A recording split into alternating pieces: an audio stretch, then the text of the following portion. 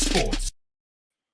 What's up, guys? Welcome back to Dudes Who Bet Sports. Welcome back to another week. Papa Dude, we're back. You have survived driver's ed for the last time, I think. So it's good. All good, right? Yeah, that's the plans.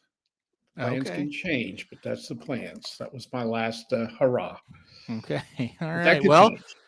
yeah, and so we're back on a normal time slot as well today, so that's good. All right, so we are going to talk about coaches in the college ranks. We're gonna rank. Papa Dude's got his top 10. I think he had 10, right? That you're gonna do? Oh, I got about 15, but okay, well that's It's okay. fine. We're just kind of a general debate more than a hard and fast list. So we got that going on. We're also going to talk a little bit of horse racing. Because kind of, so to speak, our neck of the woods, the Iowa Festival of Racing going on. We're going to talk the Iowa Derby. We're going to talk the Cornhusker. We'll throw in the Indiana Derby as well. So kind of the Middle America stakes races we'll talk about on this show. Because I know on the other shows we will have Saratoga coverage nonstop. So I didn't think we needed to do it on this show. No, definitely not. And with these quality races we're going to talk about, I mean, what else is there? This is... yeah, it's not the strongest Iowa Festival of Racing I've ever seen. No. Oh my goodness, I was shocked.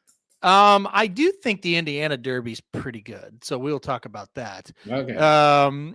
And Rob, right off the bat, asked the question: when will we have word on which race Big Truz is in? Rob, it's funny. I've probably been asked that question like 8 times today alone.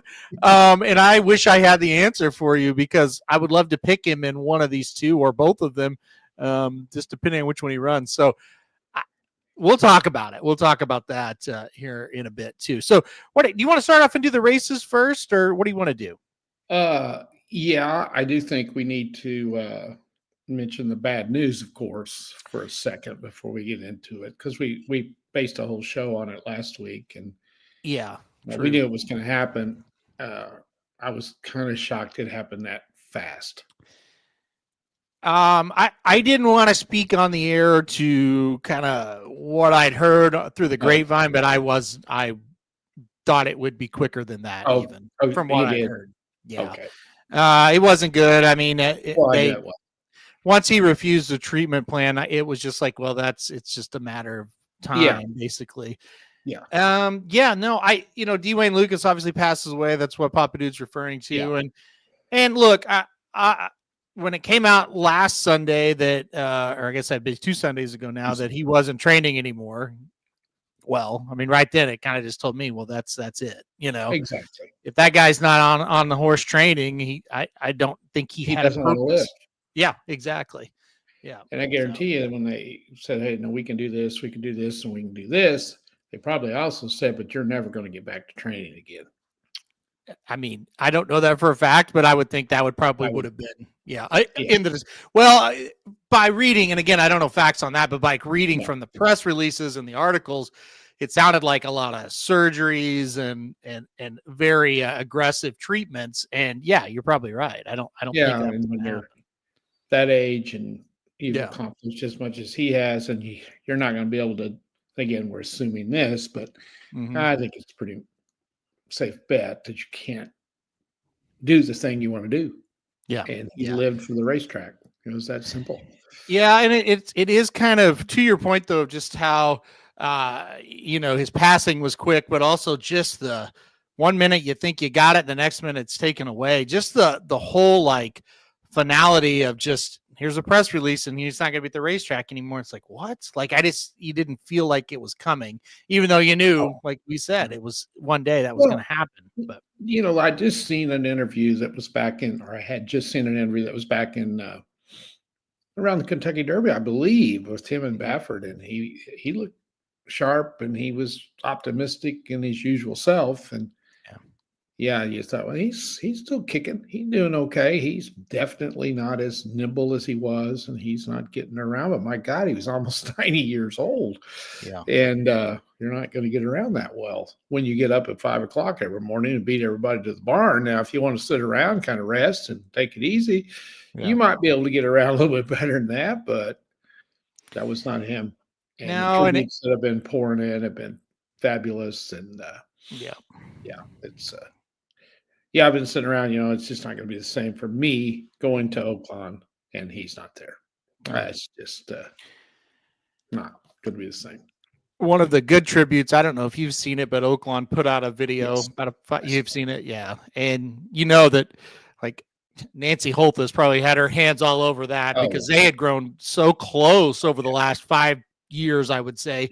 I thought about her, and like I said, I don't know Nancy, but I've just met her a couple of times, but it's like, man, that just felt like such a strong like friendship there, and you just feel terrible for her too. And you could tell that they put a lot of emotion into that. Yeah.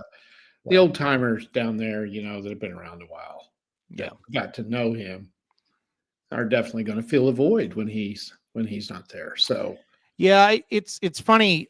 I've just seen so many, just random people say, man, I saw him playing slot machine and I sat down and talked with him for 5 minutes. It's like, that was him, Yeah. He was, that kind of stuff for me, that kind of stuff means more than, I mean, for him, obviously it'd be the wins, but for me, just how he was just really, truly an ambassador of the sport was, I mean, that's, you can't replace that. No. And in his later years, he really became a mellow kind of guy. He was there to help anybody who wanted help. And I'm sure he wasn't that way when he was winning all the time, because that's just the way you are, but when you kind of slow down and you realize, I don't have the horses I used to, I'm going to appreciate everything I've got and help whoever I can. And that's what he did. He was, we'll never have another one, like I said. Yeah. As you were talking, I was thinking, boy, it's kind of ironic that we're talking about coaches today. Yeah. And this is the first show since he passed away, the coach. And I thought that's weird, because we are going to talk about basketball. And that was his sport. He coached in his limited time that stuck with him his whole life. But that's interesting. But if you want to hear some of our stories, you could go back to the podcast last week. We told a lot of them. Oh yeah. And really, I mean, if you search YouTube right now, there's they're all over the place. I mean, dozens and dozens of videos. Yeah. Yeah. They're all over the place. Just great tributes from everywhere.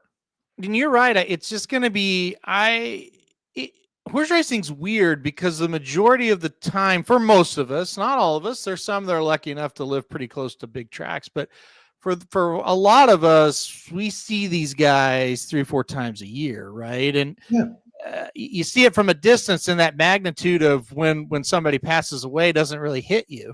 And what I'm trying to get at is, when Christophe Clement died earlier in the year, which again was just a total freaking shock. I had no idea he had cancer. He passed away. And, from a distance, you think about it, but it doesn't really hit you till you go to that track the first time and he's not there. So what I'm getting at is, when we went to Saratoga, and his son, Miguel Clement, who's been around the stable forever, but when you saw that, like, oh, he's the guy, like he's the trainer now. I don't know. It was weird. It just hit you weird. Like, damn, that is strange. That's a strange feeling, And I think that's what you're getting at when you say, when you go to Oakland and Lucas isn't there, and I don't know, say Bass Nichols, saddling the horses, you're like, man, that is odd, Oh, it is. Yeah. Well, I think you said it too, not seeing his name on the card. Yeah, that was a weird thing for me too. And I'll go back again to Miguel Clement, who another guy that I think is going to do great. I'm rooting for him 100%. I loved his dad, and I like Miguel a lot as well. But that first card that came out at Saratoga when they were at the Belmont, that was the first weekend Miguel took over. And just seeing his name on there was just so bizarre. And like you said, anytime there was a big race card, you just felt like Dwayne Lucas was on the card somewhere. Well, he was. Yeah. And it's just going to be weird not seeing that. Yeah.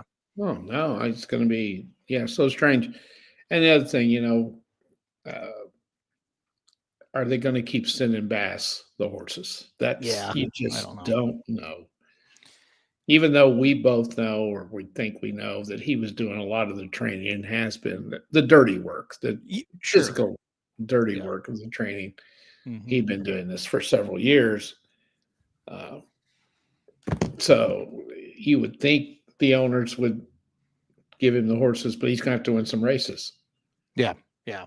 That's We'll the just have, whole key. He's got to win races. we'll just have to see what happens there. Yeah. I don't know. I don't know what'll happen, but we'll keep an eye on it for sure. Have you You know seen what? any comments from Pletcher? Yeah. Oh yeah.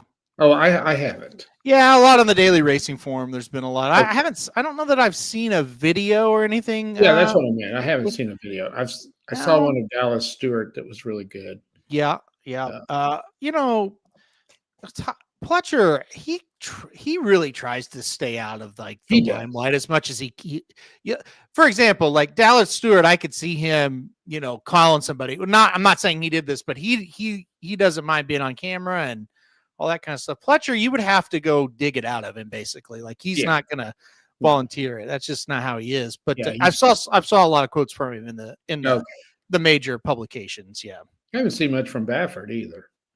I saw a little bit. Baffert, I guess I saw it. I forget where I saw it. He posted a really long thing on it. So Yeah. again, I haven't seen much on camera from him, but I also could be missing it because there's just so much out there. There is. Yeah. Yeah. So yeah. FanDuel's done a really good job. They've had Mhm. some stuff on it, been really good. Of course, Yeah. Churchill's been great. Churchill Downs has been fantastic. And so anyway.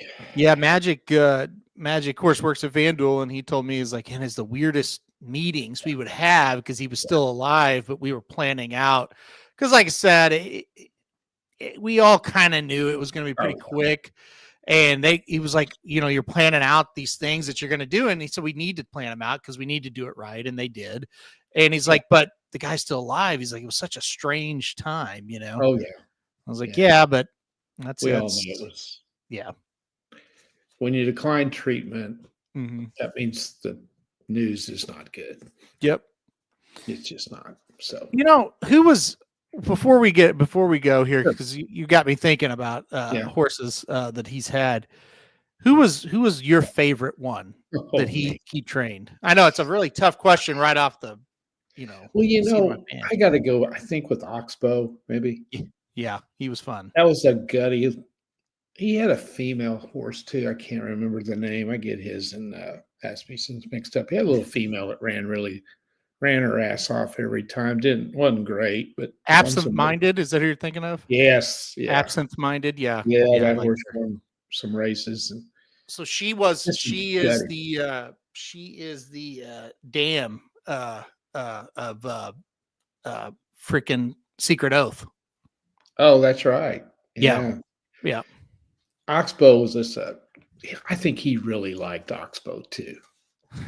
Yeah, that was a gutty horse. He always would say that horse gives me everything it's got. I think he really liked that horse because, won some huge race, but really wasn't a specimen. That's for sure. Yeah, no. Oxbow was a little horse. Yeah, horse, and just little beautiful little horse. When he was racing. Now if you go to see him now at Calumet Farm, he is gray as gray could be. Yeah. But when he was racing, he was like a silver almost. He was unique, really unique. Yeah. And of course, won the Preakness and impressive gate to wire fashion with Gary Stevens aboard.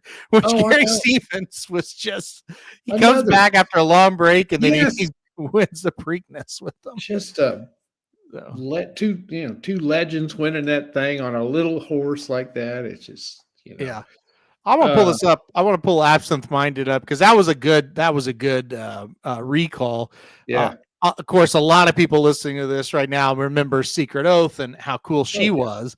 Yeah. But Absinthe Minded was a very cool horse. Like I said, this is the dam of Secret Oath. And this is a horse that would basically every year she'd win the Pippin, she'd win the Bayakoa, then the better horses would come for the Azarian Apple Blossom and she would lose. Like that was just kind of what she did. But look at all the grade ones. Look at all the grade ones he put that horse. Oh, I know. Yeah. So, and if you probably, you remember because we were, I don't know why, but it seems like every time she ran, we were at the track, This second right here in the Apple Blossom, she ran as good as she absolutely could that day. Yeah. And I thought she gave every ounce of herself. And look, she kind of tailed off after that and didn't run. But usually, like, especially at Oaklawn Park, Absent Minded was just money. Like she just would always run really well there. So That was a typical horse to where what you ran like six races. yeah, 6 of But my 35. God, she was in grade ones and grade twos, and she's one of those free agents he talks about that's Yeah. running with the big ones. Yeah. And he just, that's what he did. And I always got so tickled at him putting those horses in. He always thought he could win those big races. Yeah. And I always thought, when he got older and he didn't have the great horses, he just had to put one in those races. He just had to. Mm-hmm.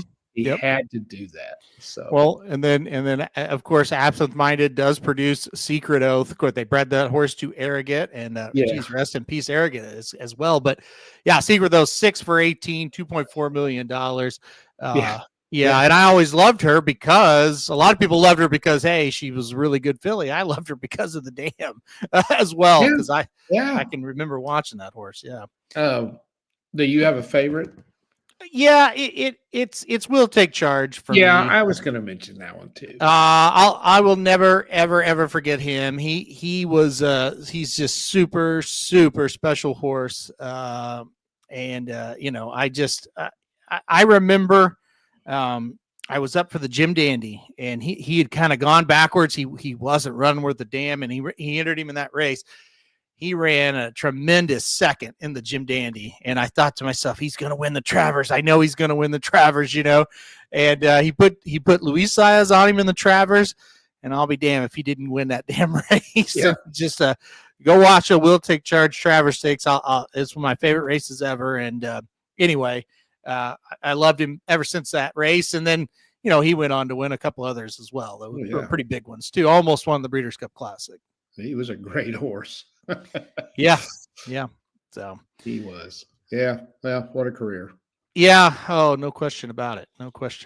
So, all right. That's it. And then I would say one more favorite, and I don't have to ask her because I know. Take Charge Brandy would be the favorite of Heather's. My wife. Yeah. Well, that's pretty obvious there. The $10 win wager on the 60-1 too. Yeah. That was one of the funniest stories ever too, because she got confused on who she was betting on in that race. No, she knew who she was betting on, but she read the form backwards. That's what. That's what it was. Okay. So Take Charge Brandy. Just obviously, if you don't remember, she won the Breeders' Cup Juvenile Fillies at 60-1 at Santa Anita, and Heather and I and Ryan Stillman and Jared Welch and his ex was there as well. We were all there, and I went to make a bet or do something, and so I got to the race. They were about halfway on the turn when I got to where Heather was standing and Ryan was standing, and Take Charge Brandy was ahead, and I said, Ryan's like, I don't know, she may have a chance. I was like, oh, she'll fade, no doubt about it. And he goes, you better hope not. Your wife bet better to win. And I said, oh, with probably $2, no big deal, And anyway, that little horse just kept going and going, wins the race, and Heather's face is like going, she's just going crazy. And I was like, what'd you bet? It's $10 to win. I was like, holy shit, that's $600. But yeah, and so later, we were excited, and she said, well, we asked, why'd you bet him? I was like, well, you guys constantly talk about Dwayne Lucas, and I think Victor Espinoza may have been riding. And she's like, yeah, I've heard of him and everything. And she's like, plus this horse is getting better. Look at the form, getting better. Look, every start's better than the last. And what happened was she read it backwards. So she read it from top to bottom instead of bottom to top. So the horse was actually getting worse with every start. Yeah. Because if you remember, she broke her maiden really impressively. Yeah. And then she ran a really good second in a stakes and at Saratoga. And then she just fell off, and then she got hot again, and she won 4 in a row. So yeah, unbelievable. Yeah. Anyway, that's a story that'll live forever. Oh yeah, in the racing dude's lore. That's right. Oh, I'll never forget that. All right, well, let's go to the Indiana Derby off of this. Now let's take a step down here and let's. What a transition here. We're going to go to the Indiana Derby. All right, so it's race 12. Listen, I do think it's a good race. It's race 12 on the card Saturday at Horseshoe, Indianapolis. They're going to mile and 16th. Grade 3 event, field of 9 here for this one. All right, Papa Dude, who'd you like? Do I have to? I don't have a clue. I'm not going with Cold Battle, though. I don't think. You're not going to go Cold Battle. I don't think so. Yeah. Are you? Not if Big Truz is running. So you think he's your second choice? Yeah, I've got Cold Battle second. I've got Big Truz in first. I'm going to go with a couple of, I think they're like 4-1s, 5-1, something like that. Pletcher's got one in there. He's got Tip Top Thomas. Mm-hmm. Won an allowance last time. I think he'll go to the front. I just don't like any of the other horses. I think he's got a shot. And then Cox has got, I think it's Cox, has got instant replay. Mm-hmm. On 3 out of 4. I'm going to go with one of them. I haven't decided which one, but I don't like the way Cold Battle's been running. He has been off. And then Asmussen's got old publisher. What do you think he sees in that horse? I don't know. It's funny. I figured that out. I talked about it on the preview I did for it. I was like, I don't understand this. This is so weird that we keep doing this over and over and over. Yeah. He's got to like something. And again, I said it. I've never bet him. But he's always got hype. Everybody always loves this horse. And I keep repeating myself. Point to one race where it looked like he was going to win. No, he hasn't done a thing. I know, and that's why. And again, strange. He's 5-1. Yeah, well, it's because it asked me some. But that's like, I kept telling people on the Derby Trail. I said, if he's 20-1, sure, but he's getting bet like he's going to win. Yeah, but he's terrible. He hasn't even come close, really. And that's the thing. Like he has he's hit the board in some races, and he's finished behind some good horses, but he's been well behind them. Oh yeah, and it's so odd that he keeps putting them in these derbies. Mm-hmm. Big Trust. Where do you think he'll end up here? I kind of think so, but I kind of hope so. Yeah, I didn't pick him because I'm just not sure. I think he's got a great race. He's coming off a really good race. The rest of these not so good. Mm-hmm. Third in the Woody Stevens ran really well. Mm-hmm. The purses are about the same, aren't they? Mm-hmm. Indiana Derby's a little bit $50,000 more. Grade 3 versus ungraded. I that probably might make a little bit of a difference. I would think he'll run him here. I think he's running here. Yes, I think so too. Although, if the purse means if the grade 3 doesn't mean anything, he's probably got a lot better chance to win the Iowa Derby. Well, okay, so we'll go to that in a minute. But, we kind of have to talk about him together when you talk about Big Trez, because the Iowa Derby to me comes down to is Magnitude really, really like he was in the Risen Star? If so, Big Trez is gonna have trouble. Yep. If Magnitude isn't, that is not a good field. Like he could beat him pretty easily, but I don't think there could be a monster there. There's no monsters here. If he's as good as I think he is, he's going to win. Big Trust, the Indiana. Yeah, I mean, that whole race boils down to is Magnitude sound. Yeah. And if he is, it's a romp. Mm-hmm. If he can come back to the Risen Star race that he ran, because as you said, you thought that was going to be a superstar after that race. They may be thinking of it that way too. I don't know. Where does Lynch usually run? Well, I mean, he doesn't run at either one of these tracks. So it's not a bit. Where's he? It was really the travel wouldn't make much difference probably either. No, I mean, he's been at Churchill Downs. So either one. Yeah. So I would say this though. It's definitely easier to go to Horseshoe than it is to go to Prairie Meadows. Yes. It's an easier trip for sure.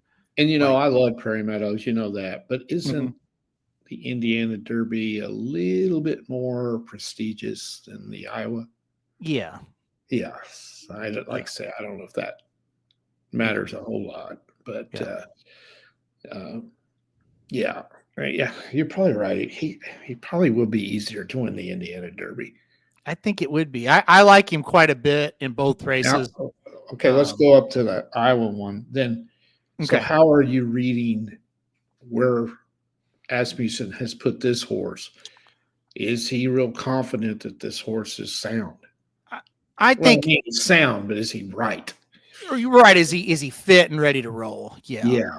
Um, I I don't know. I Yeah. think you could go two different ways on it. One, if he was doing just super, wouldn't the Haskell be a good spot here in a couple weeks for this horse? Yeah, Yeah. that's what I'm trying to read his mind. Like But is he thinking, let's get an easy one that for may him be what he's saying. here and then take him to maybe the Jim Dandy Yeah, coming up at the end of the month? I right. think that's I, He may be looking and say, "Ooh, we can win this thing. Let's go get a good stakes win in and then take him somewhere." yeah. I I I don't think it's the greatest sign that he's entered No, here. I don't either because wouldn't he have run in something at Churchill? Well, he may not have just been ready. There wasn't really that much there for him at the end of the meet. Um, And he I wouldn't just could, take him up to Saratoga yeah, I and start him off there, I guess. I don't know. maybe he just doesn't want to start him off in a race like the Haskell or the race like the Jim Dandy. He wants to build up to it. I mean, that's possible. The timing makes sense that it's the Iowa Derby. The fact that this horse, I mean, I don't know. It is Asmussen, so that I kind of look at it like that too. It's like he doesn't mind going up here and running. Oh He'll no. run anywhere. He always sends horses to the Iowa Derby. Yeah. This is not unusual. Yep. Yep. And you're right. He doesn't care where he runs. Yep. It doesn't bother him. Yep. So I think we've kind of analyzed the Iowa Derby. If Magnitude is ready, he's going to win. Mm-hmm. Don't you think? Yeah. If Big Truz comes out of the race, Magnitude might be able to win it, even if he's just kind of average, because this is not a great field. There's not a whole lot in there. No, I mean, Authentic Gallop has been horrific. It's My Birthday isn't awful. No, he would be the second choice. Yeah, Big Trust isn't in there. Mick Swagger. No. I don't know. Mr. Omaha, I really like him as Oklahoma bred a lot. Oh, he's won a lot of races. You know, I put him down, but yeah. I mean, we're talking winning races at, you know, minor races at Remington and Will Rogers. Yeah, and then Will Rogers, he wins those big $50,000 purses there. I super like him though. Like he's one of my favorites right now. Yes, but I can't. I mean, I don't know. I guess if Magnitude isn't very good and Big Truz doesn't show up, maybe he's got a shot. But yeah, he does. I think he does. Yeah, he could beat It's My Birthday, couldn't he? Yeah. I just got a text from Curtis, and this will make it official. Truz is going to Indiana. Okay. So I'm going to make sure that is 100% before I say that. These FanDuel people, they know things. Well, I would think that's where he's going. Okay, yeah. He said Lynch told somebody at FanDuel they're going to Indiana. So, okay, so let's go back real quick. We're gonna Big Truz is here. I'm picking Big Truz in the Indiana Derby. Yeah, I'm going to too. I didn't want to pick him in either one because I didn't know where he was going to be. Yep. So that's breaking news for us. Big Truz, Indiana Derby. That's my horse for the Indiana Derby. Guy? Do I trust who? Curtis. Oh, do I trust Curtis? No, I don't. But but listen, I'm sick of trying to guess, so we're gonna go with it. And then if he's wrong, we can make fun of him for a week. That's how it works. Okay. And if he's right, I'll just give myself all the credit. Right. Well, let's go back to the Indiana. You don't give Cole Battle a shot. I give him a shot. I definitely give him a shot, but I think Big Truz is better. Well, here's the deal on Big Truz. I think he's ran 3 excellent races. He's gotten beat twice by Patch Adams, a horse that now that he's cut back to the distance he wants to run has been super good. Yep. This horse, Big Truz, I don't know why they've sprinted him 3 times. He is bred to go long, and I think he's going to improve going long. So I love him in the spot. Well, I do too. I don't like the way Cole Battle's been running, you know. I would only play Cole Battle if Big Truz wasn't here. I don't hate him in this spot. I think it's a really easy spot compared to where he's been. Yeah. I don't fully trust instant replay, but I understand if you want to play him. I mean, he's going to make sense in this spot. Tip Top Thomas, I'm a little just on. I don't hate him. I don't love him, and I would never bet Publisher. So Big Truz is the one for me. Yeah. Yeah. Well, Velasquez is riding Tip Top Thomas too. You know, I think that's a good sign that Pletcher likes the horse. Mm-hmm. So, I thought Coal Battle might go to Iowa. I think it'd be a good spot for him. Yeah. Yeah, I thought he might go. Mm-hmm. So, I don't know. They're about the same. Okay. Either one. Ethan is going to go with 1573. So he's going to go back to that Publisher train. You're going to do it again. All right. So he's going Publisher, Chunk of Gold, Big Truz, and Coal Battle. I just can't go Publisher. I can't do it either. I mean, I just don't know where the thinking is. Why not Publisher? That was rude. Please give me your best reason. I have first of all, not trying to be rude. No. If you didn't join the show, we've been laughing about him, not you. Secondly, why? Give me a reason why. And I'll give you a reason not. He hasn't won a race, and he hasn't been close. That is the problem. And if Steve Asmussen wasn't the trainer, you wouldn't even look at him. Well, somebody might. I don't know. I don't think so. I don't look. Here's a reason for, other than I have to go to the underdog. That's not a good reason. But here's a reason for. It is an easier race than what he's been running up against. Yeah, but when you're continuously finishing 5th, 6th, and 7th, I mean, I just don't see it. Yeah. But I also know Asmussen, and I know he must have some feeling for the horse. I mean, he just keeps putting it in these kind of races instead of dropping it down for an allowance and seeing if he could get a win, you know? On Kentucky Derby weekend, they were talking about his horses, and his face just lights up when he talks about this horse. Like, he loves him. He absolutely loves him. Yeah. I said on the video, I said on the preview video, the full preview video, one of these times this horse is going to win, and I'm going to be wrong. That's right. But I said the good news is I've been right on him every time he's ran. So if I'm wrong for the first time, well, I've been right a lot on him as well. Yeah. Well, in fairness, he's not picking Publisher to win. Yeah. He's just including him. So, you know, that's probably not stupid. Well, I think he's picking him to win. He had the one on top. So. Oh, he has the one on top. I'm sorry. Rob says, what are your thoughts on Tip Top Thomas? I like him. I am very skeptical of him. He looks like he hasn't grown up at all from the time I saw him as a 2-year-old. He's still very small.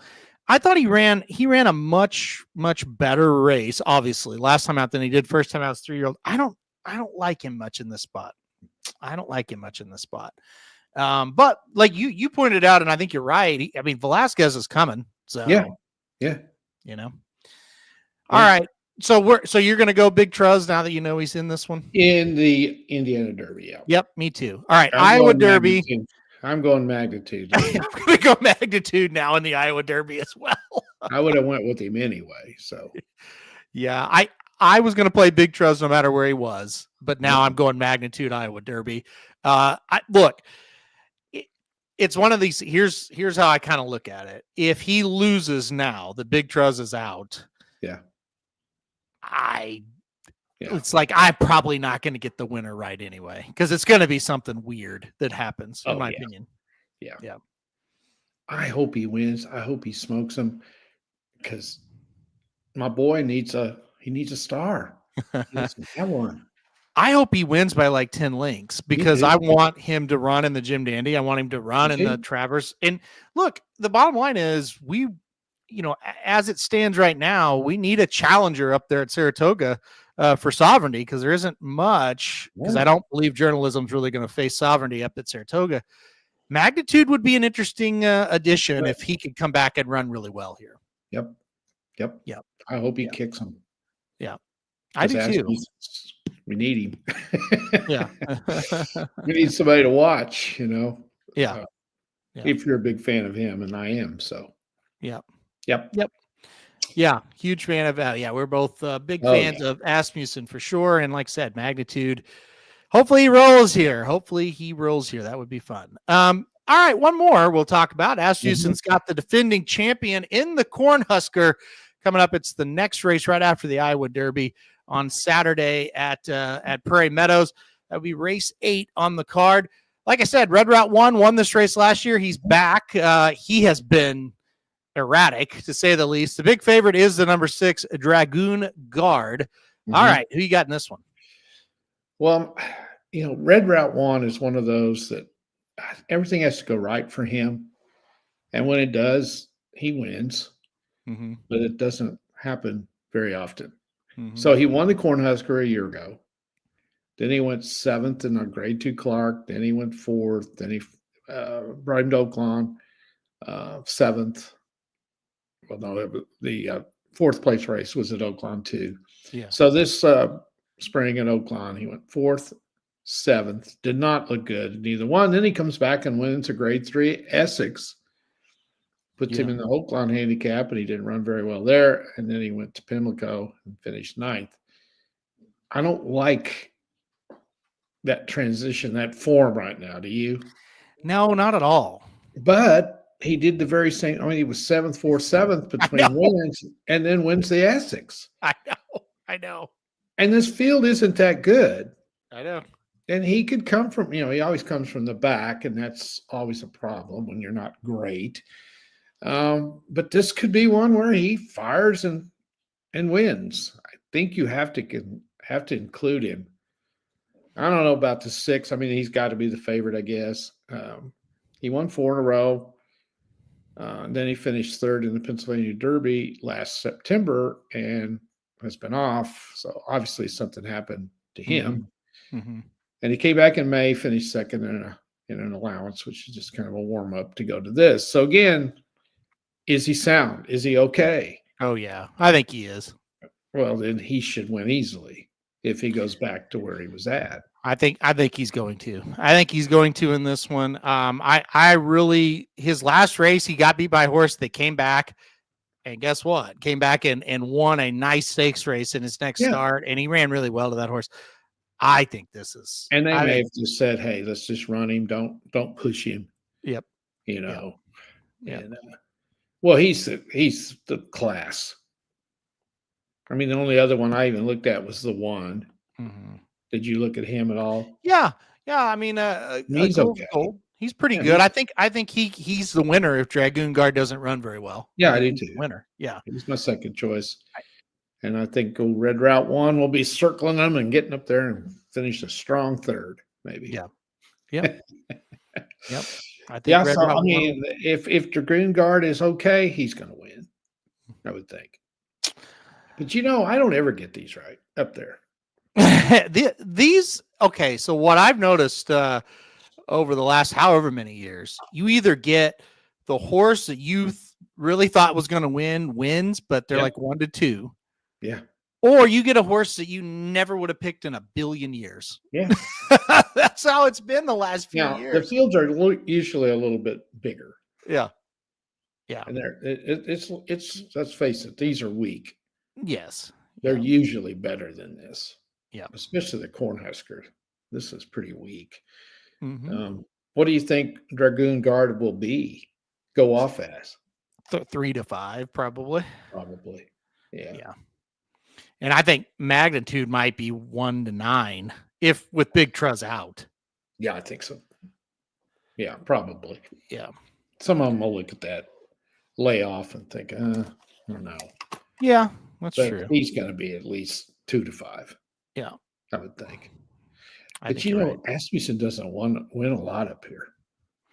No, not particularly. He really doesn't. No. He's had some strong favorites come in there, and they don't run great up there. I think it's because usually you see a lot of like the B and C teams come up here for these guys, which is crazy because there have been spots like Nick's Go ran here, crazy. Well, that was his comeback. Remember? Yeah, exactly. And he ended up winning the Breeders' Cup Classic, and Fort Larned won this race and won the Yep. Breeders' Cup Classic as well. I think we might have been saying the same thing about Nick's goal. Nick's go when Cox had him up there. It was like, why did he bring him up here? I think we were kind of saying the same thing as we're saying about Magnitude. Yeah. Oh, If yeah, I we remember were. right. Yep. And look what that springboarded to. He was. I remember that race so well because I was like, look, he's gonna run well, and if he does, he's gonna win. And he ran. Just go watch that if you haven't seen it. Nick's go winning the Cornhusker. Yeah. He was just brilliant, and everybody dismissed it. They were like, "Oh, it's just up there. It's no big deal." It's like, no, that was like he's back type of race. Oh, he smoked him, and he wins the Whitney, and then of course goes on to win the Breeders' Cup Classic. Yeah. So, So I was there the day he won the Whitney, and that was a show as well. I was there the day he won the Classic too, actually. So, yeah. So maybe awesome. we are kind of stupid questioning Magnitude, or why Asmussen's got Magnitude in this race. Well, I think the only difference is like Nick's go wasn't coming off any kind of injury or anything when he, and it was running good. Well, I remember I called, I didn't call, I text Kelly. I was like, Nick's go's not running up there, right? Like, there's no way he's running up there. Exactly. He goes, oh yeah, he's here. I was like, wow, he's actually taking that horse to Iowa. That's crazy. Yeah.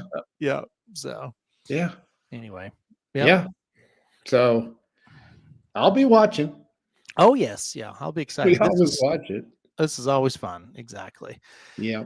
All right. Well, that'll do it for the previews of the races there. We'll see what happens. It's going to be fun. We'll recap it next week as that goes. So, all right, let's get into our coaching conversation here. How about that? This will be fun. Okay. So we're going to talk college football, college basketball, top coaches in from 2000 to now, basically. Is what we've done. They could have coached before 2000, but they had to have coached in 2000. Right. In the 2000s. Right. Yes. Okay. Yes. So they could have, their career could have started earlier, but as long as they coached in the 2000, 2000, it counts. I was going to ask you this before we get going. I was thinking about this today as I was getting ready for the show. What sport do you think coaching makes the most difference? Ooh. Now we're talking college and pro.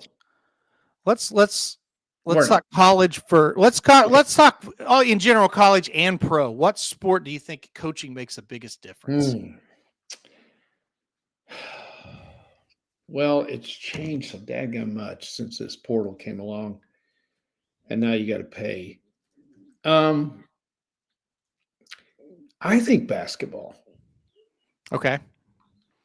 I really do, because you don't have as many assistants in basketball as you do football. Mm-hmm.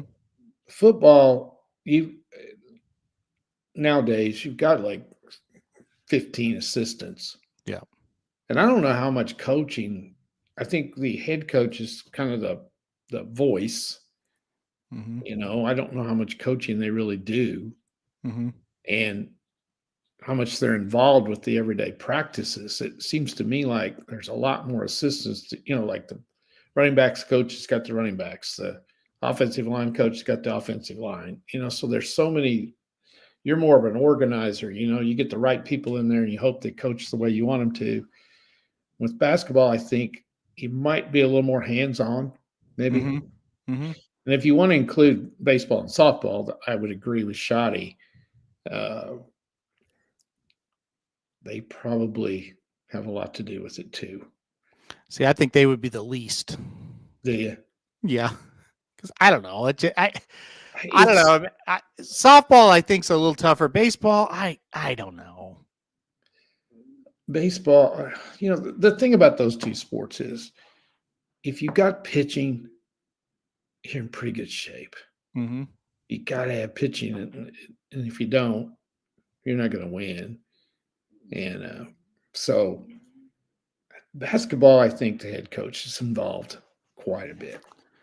So I think it's football. Do you? Yeah, because I think when you think about basketball, right? Mm-hmm. And again, I'm talking about what sport can a coach make the biggest impact. In fact, in terms of how they can quickly turn something around, I think it's football, because basketball, yes. I mean, I'm not, by the way, I'm not downgrading the other sports, right? But with basketball, there's 5 guys on the floor. And if you can go recruit 2 or 3 really good players, you kind of, I don't know how much coaching there is after that. You know what I'm saying by that? Like, I'm not trying to downgrade it. I know that you've got to keep them going. I know you've got to get them this, that, and the other. Football, well, there's so many little things. And if you've got a great coach that's very detail oriented, they can get that turned around.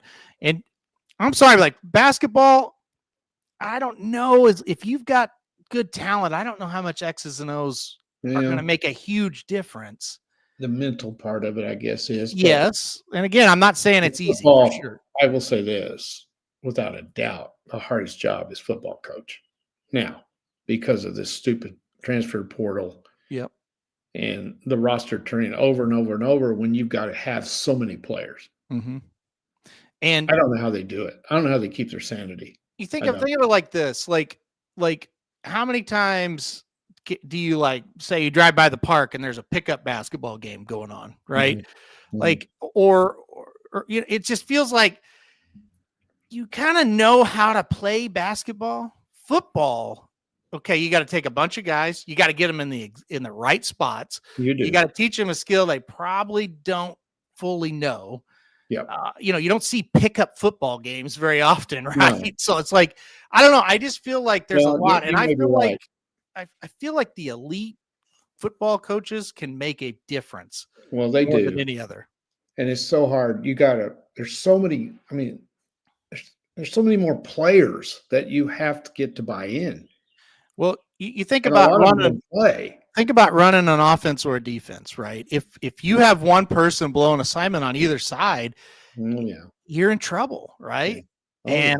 And you can make up for it. It's not that drastic, but you better have everybody on the same page. Yeah. And Ethan asked a question here: what football coach has changed? Hang on, Ethan. We're going to get to one. So just hang on. Yeah, we're gonna talk about the coaches and what they've done for sure. Yeah. Look, I think I saw it firsthand this year, or last year, I should say. At the offensive coordinator spot, you better have a really good one. Oh, you better.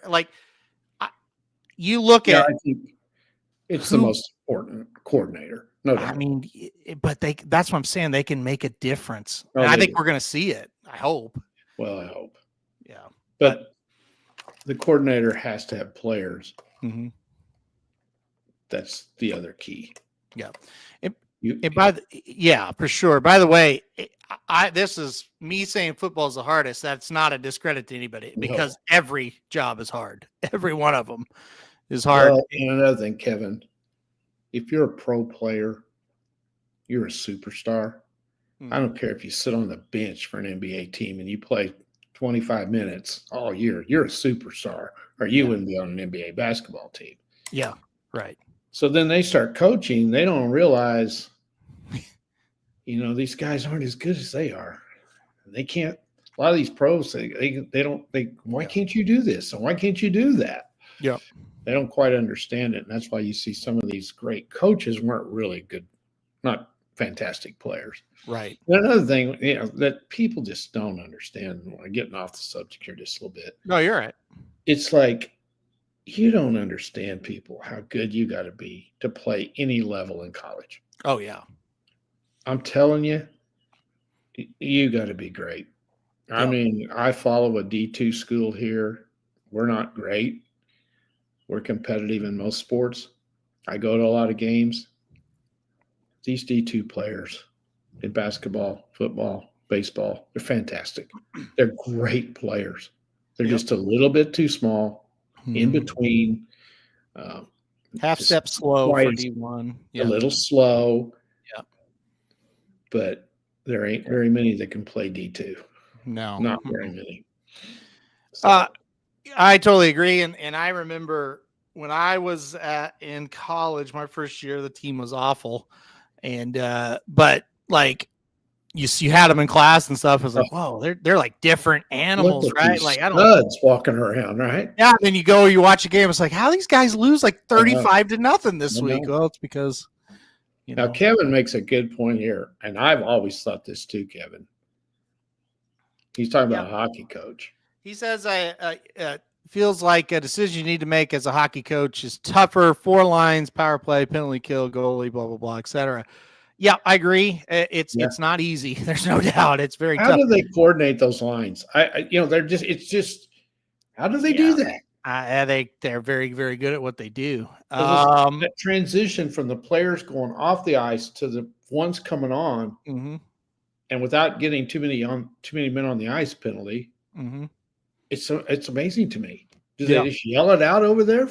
And then they mix the lines up. How do they do that? Well, because they know what they're doing. Yeah, and they do have. I think the defensive lines are sent out by a defensive coach a lot of times. I also think hockey, more than any other sport, you got to know the right buttons to push for those guys. You do. I really think, and listen, you have to know what buttons to push for any sport. Yeah, hockey.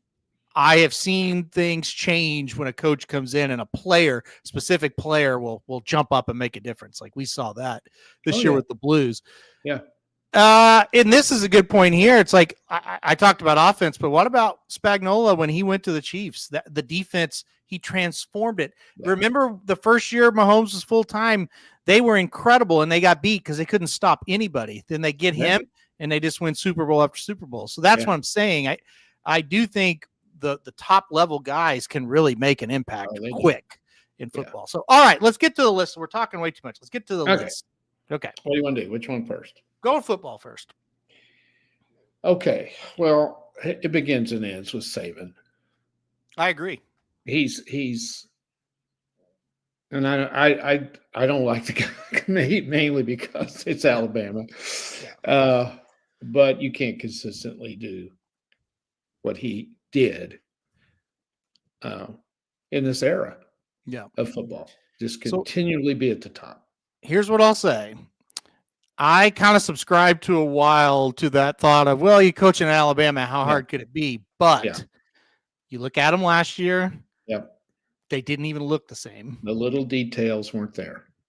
That they did. I mean, they weren't bad.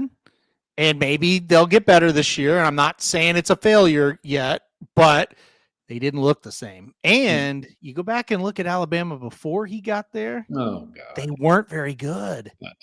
He totally turned it around. And I was one that thought, you know what, just plug somebody in there and they'll probably be fine. They weren't. They weren't.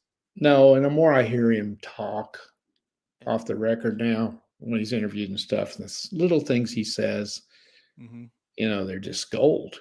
And the other thing about him in those latter years, he had new coordinators almost every year.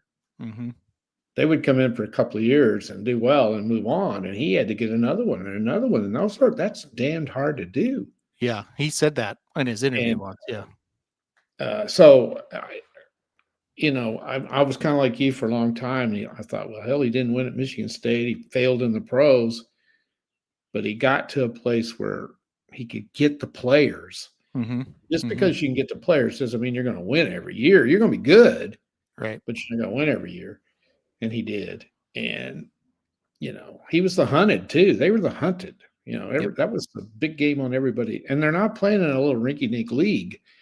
So, to me, he's number one. Yeah, I don't like the guy, but I can't argue. See, I like him. I do now. I didn't then. The last couple of years, I got to where I kind of liked him. It's one of those things, though. You're not going to like him. Yeah, when he's beating you, No, you don't like anybody's kicking your ass all the time. So right. My number 2 is one that no one's going to have at number 2. And Ethan, I hope you're still listening. How can a coach change an organization? Bill Snyder, Kansas State. Yeah, that has to be. I can't argue it. Bill Snyder went to Kansas State. Yep. You look it up. You look at their record before he came there. They were absolutely Yeah. helpless. Yeah. It was awful. Mm-hmm. And they went through a lot of coaches. And when they hired Bill Snyder, it was like, who the hell is this? Yeah. They don't have any recruiting base. He relied on JUCOs. He somehow got them disciplined and turned that into a powerhouse. Mm-hmm. Back in the 90s and early 2000s, they were in the top 10, top 15 year after year after year. They were so damn good. And I'm telling you, this guy's unbelievable. What He's he did incredible. there. That's the most incredible turnaround ever. Oh, it was, And I know people will all get hung up on championships and this and that. Forget you about can't it. win one there. You No. And the coaches that he was able to produce out of that system was it's incredible. Now they all left because he's insane. Oh, he was insane. terrible to work He for. worked him to death. Yeah, but they all respect the hell out of him. Stories those guys like Bob Stoops says. I mean, he looked. You couldn't tell him you went and played a round of golf today, right? And that might be in the middle of July. Yeah. When there's nothing's going on, they were scared to death of him. Yeah. And it was just I've read the schedules that they're scheduled during the day. It was like 7 in the morning till 11 at night. But every single one of them will tell you that he's the greatest coach they were ever around, or one of the greatest they were ever around. I think it was Mike Stoops, because Mike Stoops worked for him as well. Yeah. He was talking about, he said, this is how detailed the guy was. He said, if we were flying on an airplane to wherever we were going, he would make sure that the team was sitting on the side of the airplane where the sun was hitting them. He said, because he didn't want their mood to be depressed sitting in the dark on this side of it. He goes, think about how crazy that is. That's just crazy. But he said that is the shit he would think about, Yeah, and he said the way I can't remember if it was Mike Stoops or it may have been Venables was talking about this. He said, here's the one thing, it was hell working for him. He said, however, he didn't ask you to do anything that he wasn't doing himself. Yeah. He said, if we were in the office, he was in the office longer than us, Yeah. So, but I mean, those teams were so good.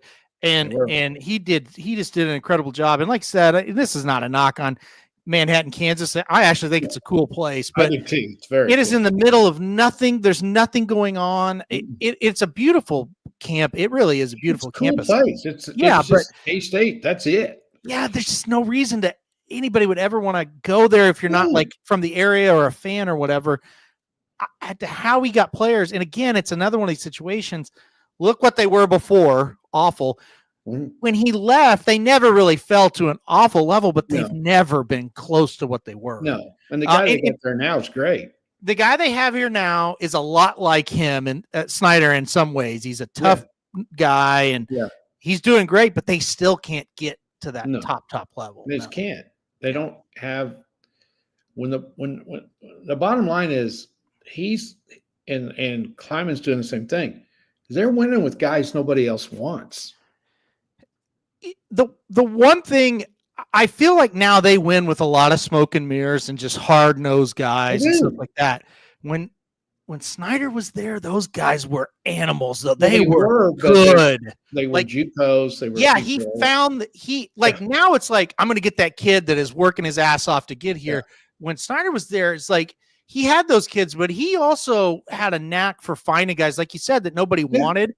They were actually, when they got there, they were freaking good. Like he always had a quarterback that was just a monster, Yeah, I mean, you got a kid that Texas wants, Alabama wants, Oklahoma wants, Kansas State wants. You think he's going to Kansas State? No. Exactly. You're not getting 5 stars at K-State. They're not winning with 5 stars. You get that freaking was it Michael Bishop? I know his last name was Bishop, Michael. He was a JUCO. Yeah, and then that Beasley kid. Holy shit. Michael Beasley. When they say Michael. Yep. And the freaking little Darren Sproles, that little running back. Yeah, and they always had a receiver. What were those guys' names? Lockets. Lockets, yeah. They went through there. So they had Morgan, fantastic skilled people. Yeah. God, they had those white linebackers that just knock the shit out of you. Yeah, And like Brent Venables was Brent one. Venables, little midget out there killing you. And, you know, Yeah, it was just, yeah, yeah, they were just tough. So anyway, that's yeah. my number 2. Yeah, I have no argument. Yeah, to me, you have to put him there. Number 3, Kevin, is your boy, Joe Paterno. Yeah. And you're mentioning the off the field stuff. You know, that was just later. And there was no off the field stuff until the last 2 or 3. And I honestly think he didn't understand. I think he may have been a little bit senile by that time, maybe. Yeah. Yeah. I think I don't know what all happened there, but yeah, that has ruined his reputation. It shouldn't. Man, he was squeaky well, clean for years. I think a big problem with him was he was there too long. Yeah. And he was just kind of a figurehead. He was. And when that happens, you lose track of what's going on, and then stuff like that can happen. So when he was in his prime, they were hard to beat. Yeah. They were so fundamentally good. Number 4 is Bobby Bowden. He's got to be. I mean, you look at the consistency of that Florida State program when it was at its height. They were in a top 5 every year. Yeah. I mean, he was so good. It's interesting. It's just interesting how different these guys are that you've listed. Like Bobby Bowden was like Papa Bowden. He was hilarious. It's just like, but it was just he wasn't really known for X's and O's, but man, he was just like a incredible recruiter, obviously, and a great figurehead. Yeah. Yeah. Dennis mentioned Urban Meyer. Mm-hmm. I think you have to list him in the top. Yeah, he would be up here with these guys. Yeah. I mean, he won everywhere he was ever at. Mm-hmm. And I was so impressed. I saw him in person once when he was at Ohio State. Mm-hmm. They came to Norman. I was so impressed with how disciplined they were. Oh, yeah. And how they came on the field all together, came out on the field. It was just different than most teams do. They kind of offensive line kind of drags out, and here come the running backs. You know, they were just so in sync, knowing that crowd was going to be on them, and they just kicked the shit out of Oklahoma that night. Yeah, they were awesome that night. That's one of the few games where you just looked and said, "Oh, they're playing at a different level than us." You know. Now I think. Honestly, I think that night kind of spurned the next year where Oklahoma almost won or should have won the damn thing. Yeah. And they went up there and they beat them. And I think they did. And that night kind of woke them up to like, we aren't as good as we think we are. Right. After they kicked the crap out of us, we got better. They I don't think we lost another game. They didn't. And each game they were getting better. And then the next year, that's when Georgia beat them in the 3 overtimes. Yeah. Number 6. My favorite coach that wasn't at Oklahoma, the one I love to hear his quotes, is Steve Spurrier. Yeah, he was great. Steve Spurrier was the funniest after a game coach I've ever. He said whatever the hell he wanted to say. Yeah. And it was so funny. And, you know, the thing about it, you go, well, hell, anybody went at Florida. He went to South Carolina. And consistently had them getting recognition. No one else has ever done that at South Carolina. Beamer's got it going pretty good now. Lou Holtz went to South Carolina and pissed down his legs. There's a lot of people that can't win at South Carolina. Spurrier had him at the top. A lot of people they also forget he had Duke. Yeah. He was at Duke 3 or 4 years. And they were winning big time. Great coach. Yep. He did his TV show right after the games. Yeah. It was must-see TV because if they got beat, and I remember one game he was at South Carolina. And they'd thrown 3 or 4 interceptions, and he goes, I tell you what, we might have won this game if our quarterback knew what uniform to throw the ball to. I remember that. I'm about to fall out of my chair whenever I said that. I thought, oh, that's so true. And every coach wants to say that. Yeah. And he did. And He didn't have any fear to say it. So, no, yeah. no. So He was fun. He was Yeah. fun. Yeah. Yeah. Yeah. And I know another time Stoops tells this story when he was assistant. They were having trouble in practice. The defense couldn't stop Florida. Mhm. And Stoops was really upset. And he said, "Hey, Bobby, just how many damn teams can stop us? There ain't nobody can stop us. Don't worry about it. Just get out there and coach. Yeah. Hell, if he was stopping us, there's something wrong with our damned offense." Yeah, and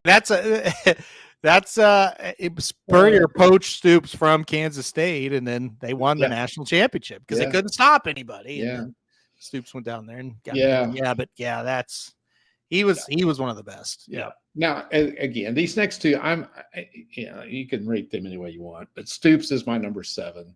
And it's just, and those of you that are from afar that didn't watch him every year like we did, you may not have him rated as high as I do, but when you know a program inside and out, you watch what this guy did every year and how consistent he was. And his legacy, we just didn't win enough championships. Mm-hmm. If he'd have won a couple more, he'd be in the top 5 probably. Mm-hmm. Yep. And we didn't always have the greatest talent at Oklahoma. Mm-mm. I don't rate Stoops as a fantastic recruiter. No, me neither. I think he went after certain players, and if there was some troublemakers, he thought they might be not worth it. I don't think he went after them quite as much. But he won with guys that were not highly recruited. His best player. Now there were some, obviously, like Adrian Peterson was in. He was a 5-star. We had some 5-stars. Yeah. But our quarterbacks were not. Mm-mm. They really weren't. Mm-mm. So we've talked about him so much that I mean, I'll just say this: examine the program before and examine the program after, and you tell me if he was good. And he inherited a mess. He inherited the biggest mess. Yeah. Nobody can really understand how terrible the program was. The difference between him and Snyder is Snyder had a mess that had never won. Exactly. He came into a program with tradition, and it was just begging for the right guy to steer the ship. Yeah. But that first year, it was awful. Yeah. It was awful. Yeah. My number 8, and this one again, I've watched him a lot, and I probably have him just a little bit too high, is Mack Brown. Oh, I think that makes sense. Mack was so consistent at Texas. Yep. And he went to Carolina. They were nothing and turned that around again. That was his second tour there. He was very successful in his first outing. Yep. And so I like him a lot. He was at Texas, and I never hated Mack Brown.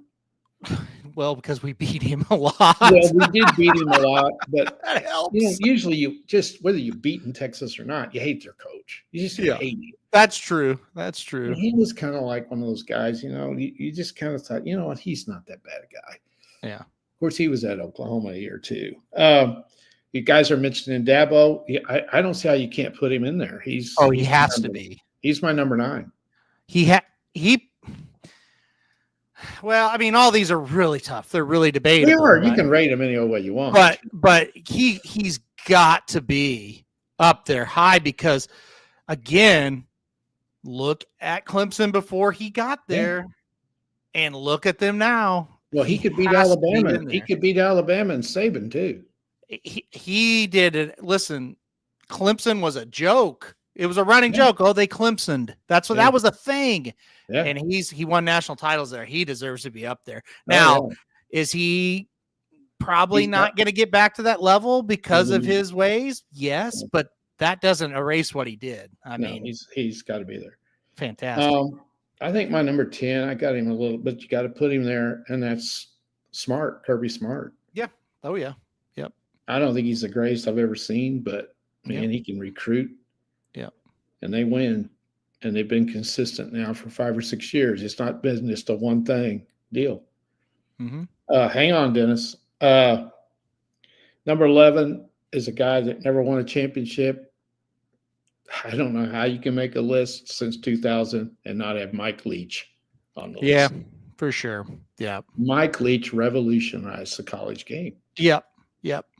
How many teams run his offense? Mm-hmm. How many Every one coaches of came them? from history? Yeah.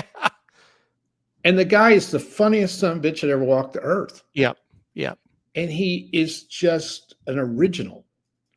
But Yep. lost in all this is how good a coach he is. Yep. He went to Texas Tech Mm-hmm. and had him in the top 5 2 or 3 years. And then he went to Washington State. And how many years were they? Like 10-2. Mm-hmm. And then many. he had Mississippi State Yep. competing until, his I- death. And I never understood why he wasn't given a chance somewhere at a he was bigger too place. far out there. Yeah, you're probably right. Yeah. We always said when Arkansas had a vacancy, why don't they hire this guy? Yeah. They would have loved him. He would have been great. He was so good, and he was. I mean, he wasn't there in 2000, but he was a big reason why Oklahoma won the national championship, and he was a big reason why Stoops and Oklahoma had instant success when they got. Give him Stoops always gave him credit. Oh yeah, yeah. And he was basically nobody when he came to OU. That's probably Bob Stoops' greatest hire. Yeah. And you're right. There's no question about it. He couldn't be, don't know how to pronounce that name, but you're absolutely right. He can't be himself. Those larger programs, they don't want that. That's true. He was kind of a guy that needed to fit in at Tech and Washington State. What he said. And people, here's another mark of a good coach, in my opinion. Yeah. So like with him, he got Texas Tech to a level that, I mean, they weren't ever at. No. And then they fell off to like 8-4, and people were like, he's not doing very good. It's like he raised the own expectation on himself. Yeah. It's like, guys, 8-4 Texas Tech's really good. What are you talking about? And then they got where they made up a bunch of shit. They got rid of him. Mm-hmm. Where have they been? They have been pathetic since he left. Back where they were. Pathetic. They were 5-7, 6-6. Yes, now they're trying to buy their way into it now. We'll see what happens. Hey, I want to bring this up before you go on, because this is something that we remember very well. We lived it too. Yeah. Derek Wolf says Frank Solich was the biggest mistake Nebraska ever made. I think I disagree. Oh, letting Solich go. Yeah, I agree. I agree. Yeah, because that's what I thought he meant. Okay, I agree, because my thought was, and again, we're Oklahoma fans. Yeah. But we obviously respect Nebraska. We follow Nebraska because, I mean, of the natural rivalry and everything. I thought Bill Callahan was the first major stupid thing they did. Well, when they hired him, I thought that's not going to work. Yeah. I mean, he succeeded Osborne, who I think is the most overrated coach of all time. He wouldn't be on my. I think that guy wasted more damn talent than anybody I've ever seen. Well, I would disagree, but I couldn't stand him. But hold on. I would disagree. Here's why. I don't remember the 80s. I just remember his great teams in the 90s. They were pretty good. You weren't any good then. Anyway, I know why you would say. Let me back up. You dominated them. I need to back up, clarify something. He had this squeaky clean image. I know what you're going to say. And he wasn't. I know. He recruited outlaw after outlaw after outlaw, and that's when they got good. Yeah, they were very. The Nebraska I remember was really good. Like, really, he had those outlaws out there, and because he finally realized, hey, I got to get some black guys in there that can play. They had a lot of both. They were really good. Yes, they were good. Grant Wistrom and the Peters kid, they were good. I don't know what happened up there with Solich. I don't think many people do, because he won. So the year now, correct me, Derek, if I'm wrong, but the year Solich got fired, I believe they went 10-3. Did they not? Weren't they like 10-3? A little bit. I think that was the year I think they lost a game to Colorado pretty badly. Maybe that may have been A-State might have beat them. I can't remember. The years blend together, but it seemed like they went like 10-3 the year he got fired. It was not okay, 9-3. I may be wrong. Yeah. Obviously am. But and it was like they fired him. I thought, boy, that's odd. But then like when I remember this very well, the firing, when they fired him, I thought, well, everybody thought they've got somebody big. Like, Yeah. and that's when Callahan came and it's like, what? Yeah. What are we doing? And then they made a lot of the Mike they've made Riley some hire was weird hires. weird. Bo Pelini did a pretty good job. He did. But yeah, it's just been weird ever since. Anyway, I'm sorry. I derailed the show, but I just remember that when Derek said Solich, I remember that so vividly. Oh yeah. We were driving home from a game or something, and that came over the radio. I remember it, and I thought, man, that is so weird that they did that. Yeah. Yeah. He probably can't figure it out either. And then here's the other thing. Yeah, I remember Tommy never got a big job anywhere else. Solich, yeah, he went to Ohio. Now he did great. Ohio and won a lot of games there, but why wouldn't somebody snap him up? I don't know. Yeah. I don't know. Yeah, absolutely. Tommy Frazier was I loved watching Tommy Frazier. God damn, he was good. He was an outlaw. Yeah. No, Tommy Frazier wasn't. He was. You're thinking of Lawrence Phillips, the running back. Well, he was Tommy Frazier was not an outlaw. I think he had some issues. No, anyway, he didn't have it. He was a good kid. He was good. I will say that. No, he was a good kid. I remember Tommy Frazier. Right. You're out of your mind. Well, I don't like Nebraska. Never have. Okay, my number 2. Yeah, go ahead. Keep going. We'll get to cars. I forgot about old Pinkle. Number 12, I have the guy at Iowa. You love him. That. Listen, you show me talk bad about Tom Osborne, and then you're going to rank him. You show me anybody else that's going to go up there and win 8 or 9. I agree, but still, you love him. I do. He gets more without a nothing of anybody I have ever seen. Okay. Next. Well, Derek, if you're a Nebraska fan, you don't like Oklahoma. Well, no. That's just what it is. I got Pete Carroll, number 13. The run he had at USC was incredible. Yep, agree. You're gonna shit your pants on this one. Okay. I always have some weird ones. Yeah, that's fine. I got Mike Gundy as number 14. Oh, Jesus. Well, I mean, he's done a good job. You tell me anybody that can go up there and win that many games at Oklahoma State. He's done a good job at Oklahoma State. There's no doubt. I don't know if he's number 14, but he's done a good job. Well, you name me somebody else that's done a better job than him. At Oklahoma State, nobody. I don't have anybody. No. Huh?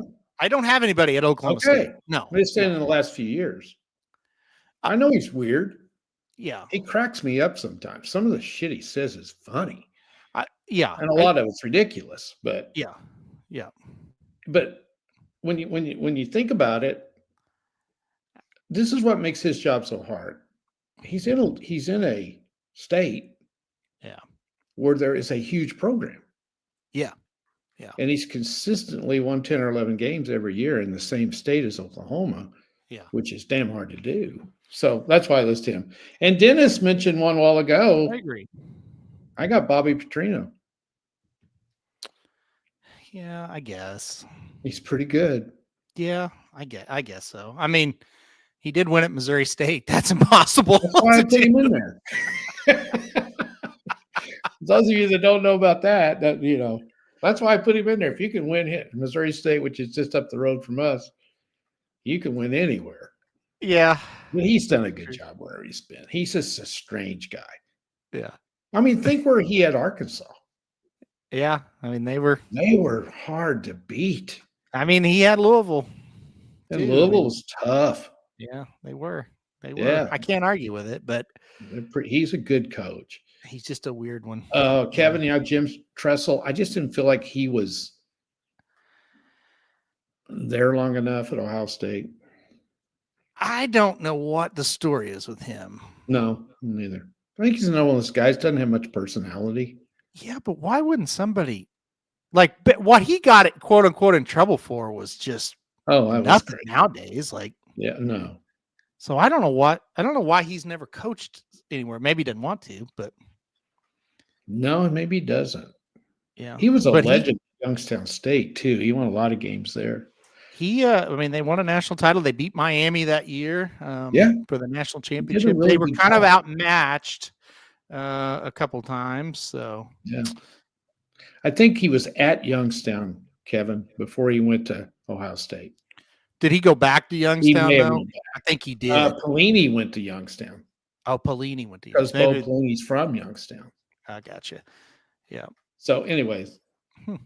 and I was looking at some of the Google just kind of helped me out, so I didn't leave anybody out. There's some people like on the ESPN's got a list of the 100 greatest coaches ever.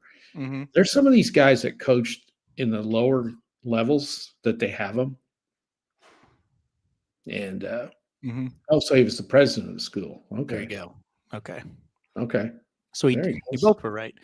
Go ahead with the what else? He was the president of Youngstown State and took a $2 million pay cut. Yeah. And by the way, we're going to save basketball for next week. Yeah, I don't think we're going to have time yeah. to do the basketball one. It'll be a good Well, one that's why too. I wanted to do college football first because I knew. Well, the basketball one's going to be really cool too. Well, no, I know, but I'm saying I knew college football would take a long time, longer than maybe you thought. Yeah, I mean, there's been a lot of great. I didn't put Matt Campbell down. I think he's done an incredible job at Iowa State to win there. He's done a great job. He always has. Yeah. Kevin, you're going to be shocked at my basketball one. So I'm not going to. No. Don't spoil it. Sampson. Okay, it's not him. All right. Yeah. I wanted to bring up. Hold on. Where did it go? Who'd I leave out? Well, I'm not saying you left this for. Where the hell the car rammer? There he is. I wanted to mention Pinkle because that's the guy that we very, very familiar with. Great coach. And again, I'm a broken record. Look at the trash that was Missouri before he got there. That's right. Missouri was just a win, and you go on to the next game. And Pinkle, my God, those teams with Chase Daniel were fantastic. The teams with Gil, Blaine Gabbert were fantastic. He had some great teams. He basically he got them to got them to that level, but they couldn't get over the hump. But man, they were good. They were good. Yeah. And they've been pretty bad after he left until, of course, now they're better. But yeah. Kevin, you're right. Harbaugh is somebody that has been a good. He's done a good job. Agree. He could be Harbaugh. Yeah. Harbaugh, he should be in it. He probably should. Yeah, he should be in it. Yeah. Yeah. I mean, there's just a lot of them that Les Miles. He's just too weird. I hate Les Miles. I couldn't do it. Lou Holtz has done. He was a legend. I couldn't stand that little peckerhead. So no, I'm sorry. He's a little smartass. Pete Carroll was mentioned. Carr. Yeah. He was 13. He's number 13. He wasn't there long enough to get. Higher up, man. Yeah. He had it going. Yep. Yeah. RC Slocum down at A&M. I didn't think he was worth a shit. Can't do that one. No, I thought he was awful. Yeah. Yep. Okay, here's a question. Okay, who is the worst coach in college now that should be better? Oh my goodness. Save that for next time. I mean, there's. Yeah, it's a hard. I'd have to really think about that. Yeah, I would too. I have to think about that one. The guy at I can't even think his name. Ohio State. What's his name? Day. Brian Day. What about him? No, he could have made the list, but you're talking not Dennis's question, but your list. No. Yeah, he could have. Yeah, he hasn't quite done enough. Yeah. To make the list. Yeah. James Franklin, I thought about. He's talking about. I think he's. Is he talking about the ones that are the worst? Yeah. No, I can't go with that. No. Maybe Chip Kelly. I wouldn't. It's overrated. I don't think he is. No, I don't think he's the worst. No, I don't think so. And I'm trying to think who's. And the key is should be better. He's at a place that they should win. Yeah.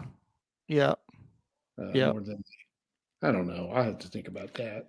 The James Franklin stuff is a tough one because he can't beat the bigger, Okay, who can? schools.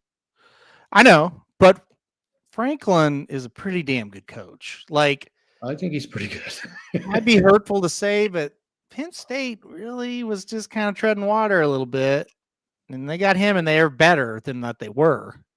Yeah. So I have a hard time, but I also know if I was a fan of Penn State, I would You'd probably be be sick frustrated. of it. Yeah. Yeah. You know So what it is? he's tough. He can't get that elite quarterback. No. He recruits better than anyone except at quarterback, Kevin. Cannot get the quarterback. Can't get that guy that can make a play that's going to beat Ohio State. Yep. 100% correct. And you got to have that guy, Yep. So Yep. I'll say this. In pressure moments, you better have a quarterback. yeah, because you know what? Your quarterback makes up for your shit for brains. A lot of people are on Porter Moser, right? In Yeah. Oklahoma, is like he So last 5 minutes of the game, he's an idiot. And it's like he doesn't have a guy. You Like, gotta go to. yeah, they gotta have a go-to. Who you got to give the ball to go score? We don't have one. Yeah. We were talking about Jeremiah Fears. He got drafted, pretty high. He was 7. I can't believe it, but anyway. Yeah, and we were talking about him on the radio, and it was like they were like, I don't know about this kid. I was like, I think when he gets around better players, he's going to be good. I said, he's small and like he can get to the rack and he can create, but he would kick out to nobody that could score at Oklahoma. I think if he's got some shooters around him, he's going to be pretty good. Yeah, he'll be good. Yeah. He's young. Yeah. Kevin says Drew Allard, quarterback at Penn State, Heisman this year. I'll make you a little wager, Kevin. If he's the Heisman Trophy winner, old James Franklin might beat Ohio State in those teams. I know. Guess what? It's not going to happen. So. Well, I don't know, but I'm just saying. I don't know. I haven't even thought of it or looked at the schedule yet. So yeah, you take a guy. We've said it a million times. Players make you look like a really good coach. Oh, for sure. How many? And we said this so many times. How many shitty play calls are made by Andy Reid or whoever the offensive coordinator is, Chiefs? Yeah. And Mahomes pulls off a freaking miracle. Yeah, right. And that happens. Suddenly your 20-yard loss turns into a 20-yard gain. Yeah. And you're a genius. Exactly. Yep. It's just you have to have guys that can just make great plays. Oh, absolutely.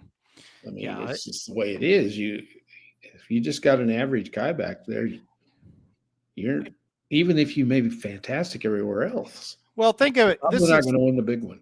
This is what I always like. And don't get me wrong. A lot of times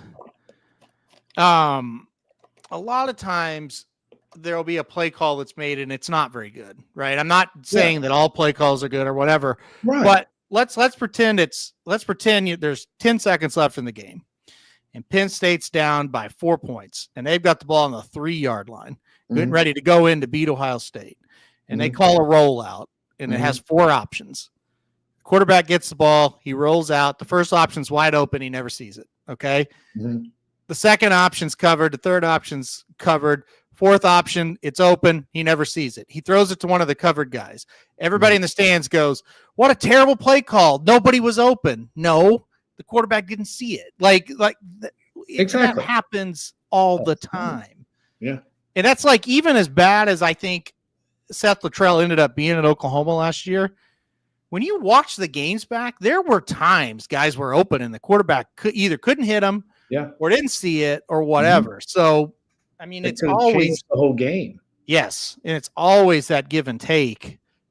They both have to work together or it doesn't work. So I really believe whichever college coach came up with the idea, I'm going to have an offensive coordinator and a defensive coordinator.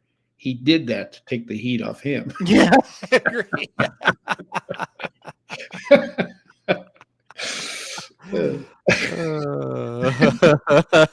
I agree. Always like these guys in high school now, they have offensive coordinators and what a bunch of shit. If you have a guy, a high school football coach and you're not in charge of every damn thing that's going on that football field, you're going to get your ass. I want to get your opinion on this, and we're going to get out of here. We've talked too much, and you could kind of tell we're ready to talk football. These are the kind of shows, that we. I think the football preview is going to have to come pretty quick because we're excited. I could tell. Going to go buy it today. Derek, who you've just shit all over his hero, Tom Osborne. But let's talk about Matt Rule. Never liked him. Sorry. Do you think Matt Rule is going to turn around Nebraska? I think I don't know if they can be turned around. But I do like him. I think he's a good coach. Yeah. And I think he's the guy, if anyone can do it, he can. I just don't know if they're going to come back. I just don't know. I think when they left the Big 12, they lost that Texas recruiting ground. Mm-hmm. Because when they were in the Big 12, they played in Texas a lot. Mm-hmm. I think that's the main problem at Nebraska. They can't get the players. They don't have a recruiting base. Yeah. The other thing is the old style of football they played, run over you, can't do that anymore. Mm-hmm. So they don't have the name that they used to. These kids are coming out of high school now. They don't even know who Nebraska is. Yeah. Yeah. It's so hard when you've gone that many years. I mean, it's been a ton of years since they've been relative. I mean, I think we need them to come back. I mean, but I don't know. Man, I think Rule won at Baylor, so he can win at Nebraska. I'll say that right off the bat. He won at Temple. Yeah. So, I mean, he's won at much tougher places. Yeah. I don't know whether it's tougher now or not. That's what I was getting ready to say. You say that out loud, and then you go, you know what? Not everybody's 41, and I don't know how old you are. Not going to say it out loud, but not everybody's as old as us.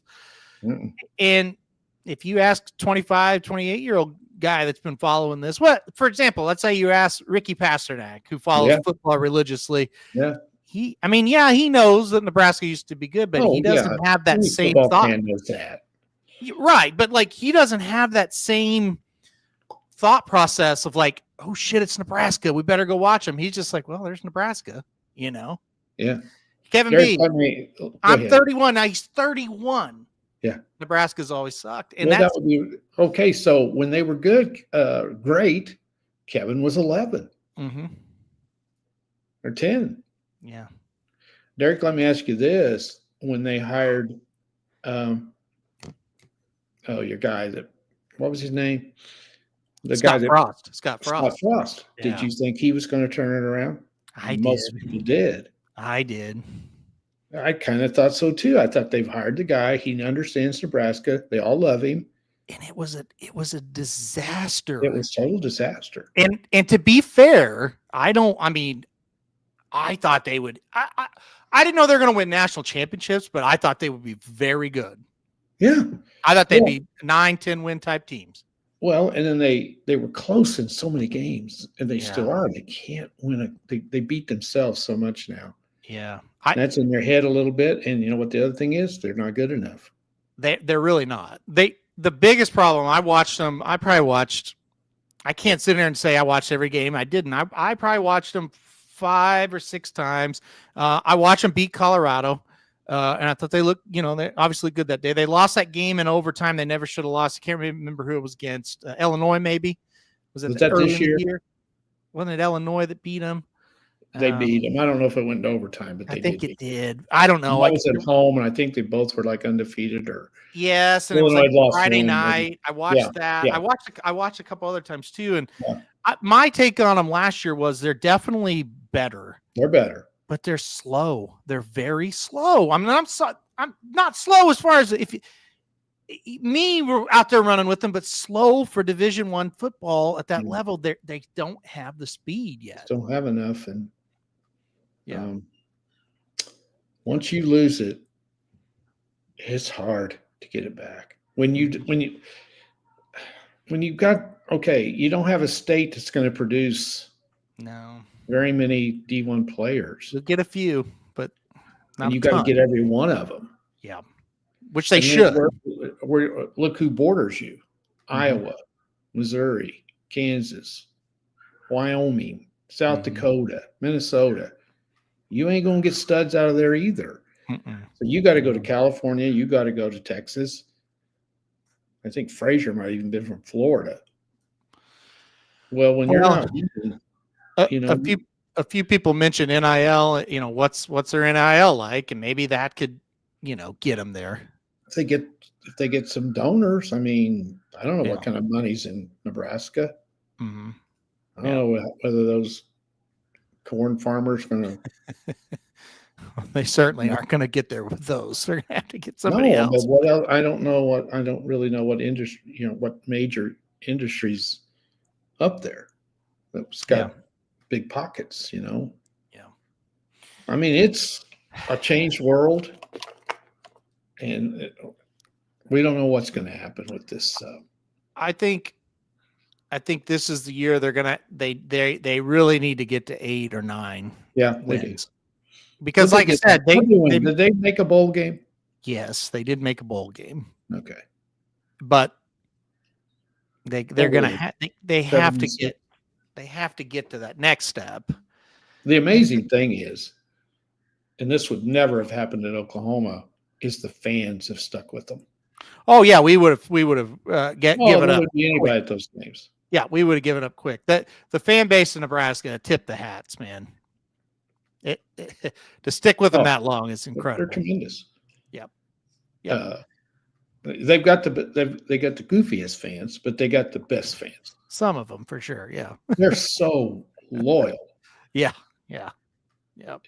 Almost any other program, wouldn't have stuck with it. Mm-hmm. It's just amazing.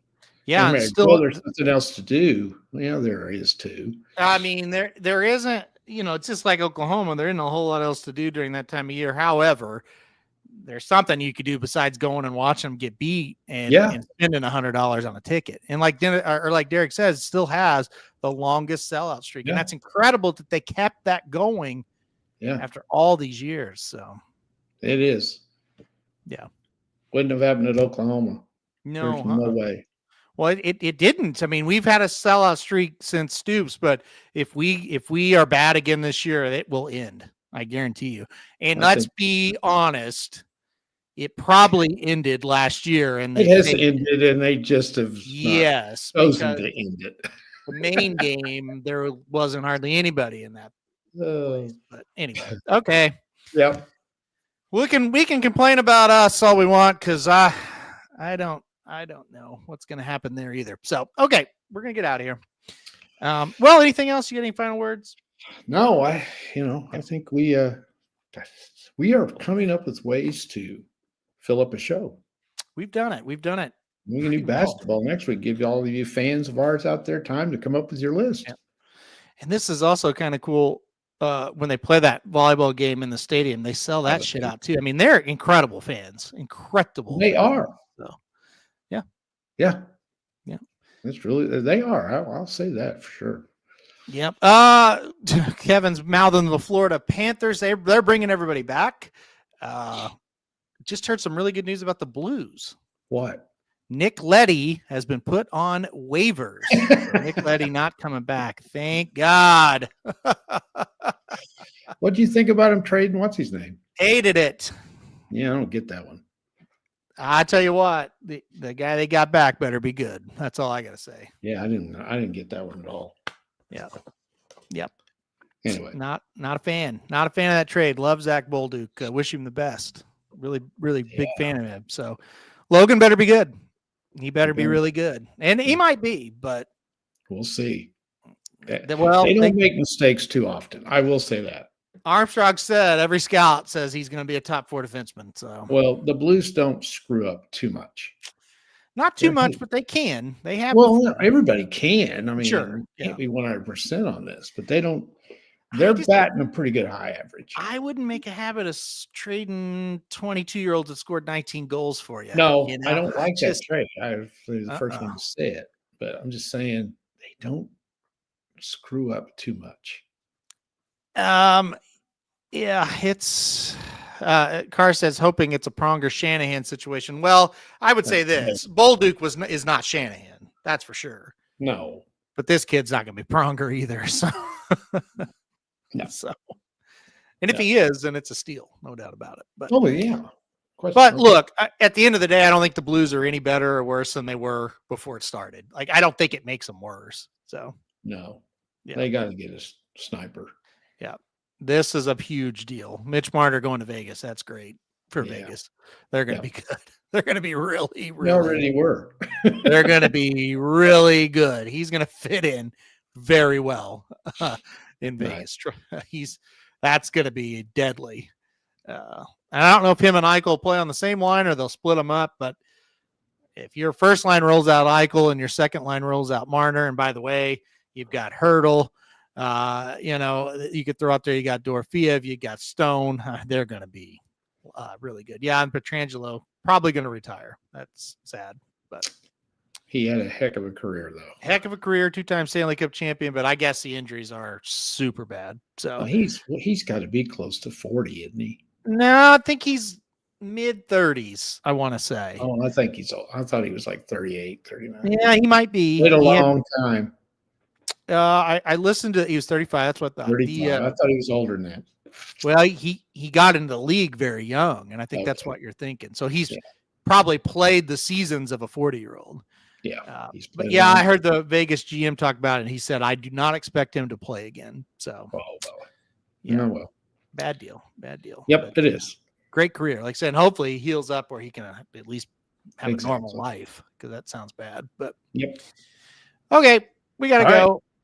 Right. We'll see what happens with the Blues. I really hope the Blues sign one more forward, but I don't know. They've got some cap room. We'll see what happens. So, all right, guys. Anybody signed Bennett yet? Oh yeah, he stayed in Florida. Okay. Oh, he stayed. Yeah. Oh. Yep. They kept all of them. So they're going to be tough again.